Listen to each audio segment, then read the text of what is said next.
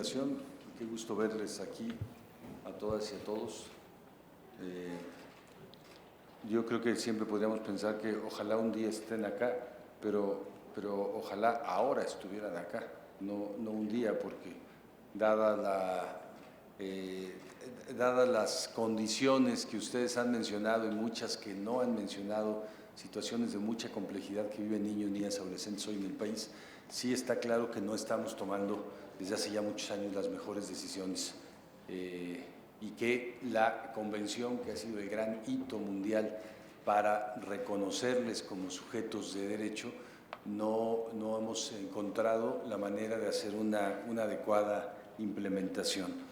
Creo que en ese sentido, aunque normalmente se hace solamente en procesos obligados por un organismo internacional, vale la pena que este 30 aniversario se aproveche para que México haga una disculpa pública a los niños, a las niñas, a los adolescentes, porque en realidad tenemos una serie de situaciones que hace 30 años no vivían.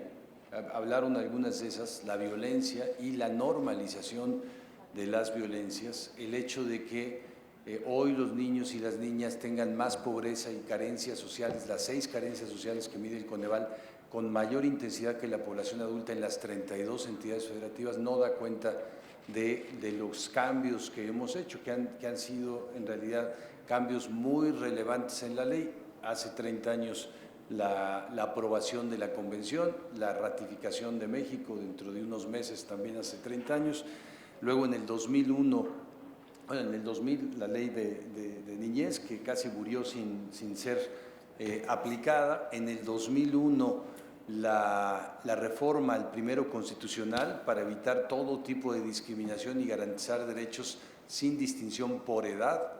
En el 2011 la reforma constitucional en derechos humanos, que establecía ya el principio pro persona, la reforma al cuarto constitucional para inscribir el interés superior de la niñez como criterio, como método de procedimiento para tomar decisiones. En el 2011 también rango constitucional a la Convención de los Derechos del Niño, algo que no se habría imaginado antes. En el 2014, impulsada por este Senado de la República, la Ley General de Derechos de Niños, Niñas y Adolescentes. En el 2015, 32 leyes en los estados en la misma materia, y la creación en el 2016 del Sistema Nacional, los sistemas estatales, 1.800 sistemas municipales de protección integral de niños, niñas y adolescentes. Y después de eso tenemos como resultado 1,5 millones de niños con desnutrición crónica antes de los 5 años de edad, 2.908 asesinatos de niños, niñas y adolescentes en el año pasado, y este año vamos a cerrar con más homicidios. Que el hecho de que todavía después de 30 años no hemos querido, yo creo, prohibir el castigo corporal. El castigo corporal sigue siendo legal a nivel federal y en 31 de 32 entidades federativas. Sigue discutiéndose si los padres tienen que tener el derecho de corrección y el derecho de la disciplina violenta. Sigue estando ahí, sigue estando en la cultura, no en toda la sociedad, pero sigue habiendo fuertes impulsos a que los niños y las niñas son propiedad de los padres, y entonces una campaña muy fuerte que vemos en todo el país: no te metas con mis hijos, no te metas con la educación de mis hijos. Una perspectiva también de prohibición de que haya educación sexual integral a los niños desde más temprana edad, una serie de restricciones, incluso también estas situaciones de dificultad para la participación, porque hoy, decía el senador Batres, tenemos avances importantes en el artículo 3º constitucional, también el mandato en el transitorio de la Estrategia Nacional de Primera Infancia y de la Estrategia Nacional de Educación Inclusiva, que pueden ser dos hitos enormes de cambio, de transformación. Pero al mismo tiempo estamos haciendo una reforma educativa en donde quienes no son escuchados y escuchadas son los alumnos, son aquellos a los que no se les pide la opinión en este proceso de reforma educativa, son a los sujetos del derecho a la educación. Entonces, yo creo que sí vale la pena hacer una reflexión de fondo sobre qué ha pasado pero sobre todo, ¿qué tiene que pasar ahora con esta convención, con esta obligación que México adquirió y que ya hizo suya mediante las leyes nacionales y que tiene que responder a cosas tan concretas como las que ya se mencionaron, el derecho a la educación? Por ejemplo, sí tenemos esta Estrategia Nacional de Educación Inclusiva que presentó, de hecho, el secretario Moctezuma la semana pasada, la envió al menos ya al Senado, a la Cámara de Diputados, una cuestión que podría igualar condiciones para que niños, niñas indígenas con discapacidad, migrantes, etcétera, con cualquier condición, puedan estar en igualdad de condiciones en la escuela, pero al mismo tiempo, al menos hasta ahora, esperemos mañana, diputada, tener otras noticias, pero tenemos una estrategia que tiene 0 pesos y 0 centavos. No es posible que vaya a funcionar así, ¿no? Derechos son presupuesto, amor es presupuesto, y en eso sí tenemos una desventaja significativa. En los últimos 2 años, el presupuesto para la población de primera infancia, de 0 a 5 años, la más pobre y con más carencias sociales, ha disminuido en 23% sus recursos. Entonces tenemos de alguna manera una contradicción en esta perspectiva de fortalecimiento del marco legal, pero de debilitamiento de la posibilidad de que el gobierno actúe porque no hay recursos suficientes. También los temas que ya mencionaron sobre la igualdad de trato, sobre la discriminación y sobre la normalización de la violencia, que me parece muy, muy relevante. Nosotros, salvo Cindy, somos una generación, bueno, y quizá Almudena, ¿verdad? Somos una generación que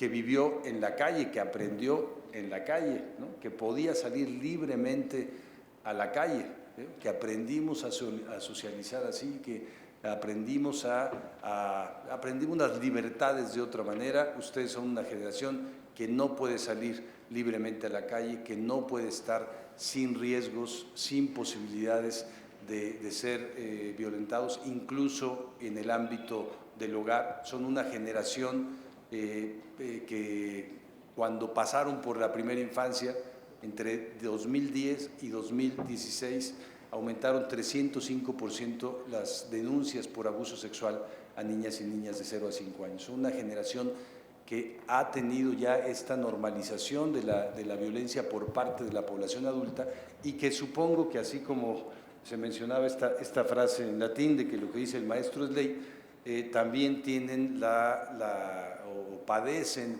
digamos, esta visión de que quienes son violentos son ustedes, ¿no? Yo lo escucho en muchos lados. Los niños, sobre todo los adolescentes, las chicas, son violentas porque tienen derechos, ¿no? Antes, con una mirada controlábamos nuestros padres nos controlaban, y ahora, desde que hay derechos, los niños y las niñas no tienen respeto a la autoridad, etc.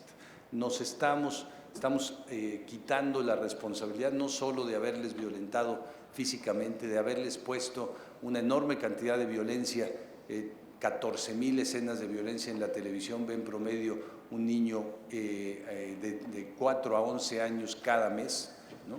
Un adolescente de su edad pasa al menos 9.1 horas al día entre el celular y la televisión abierta, y ve más de 14,000 escenas de violencia o reproduce violencia aún verbal, ¿no? Todo el tiempo hay una relación con la violencia, una normalización de la violencia. Entonces tenemos situaciones suficientes, y con la participación de ustedes para poder saber qué es lo que tenemos que hacer. Y yo diría, y termino con esto, me parece 5 cosas en las que tendríamos que estar modificando. Una, el presupuesto.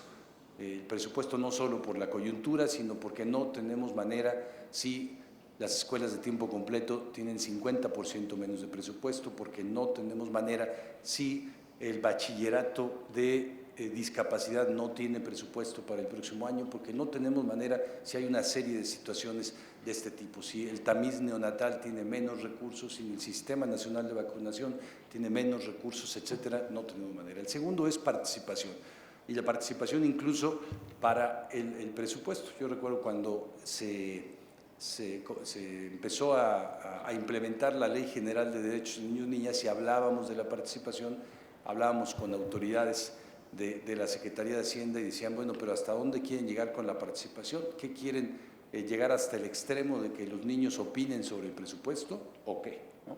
Pues sí, ¿no? Tienen que opinar sobre el presupuesto, tienen que opinar, eso dice la ley explícitamente, sobre todas aquellas cuestiones que les competen y que van a afectar su vida. No van a meterse al detalle técnico del presupuesto, pero sí a saber en dónde no hay recursos, en dónde se necesita que haya. El tercero, después de presupuesto y participación, paz, que no es lo mismo que seguridad pública, y en donde sí hay una propuesta ahí de cambio importante por parte del presidente de la República, pero en donde no hemos logrado encontrar cuál es la manera adecuada de construir la paz, los mecanismos de reconciliación y pacificación que necesita el país, que no solamente es cuidarnos de todos aquellos grupos criminales como los que están claramente en Sinaloa, sino también como entre las comunidades, entre las personas al interior de las aulas, podemos mejorar el tejido social, podemos aprender a convivir de otra manera. El cuarto, sigo con otra P, después de presupuesto, participación y paz, parentalidad positiva.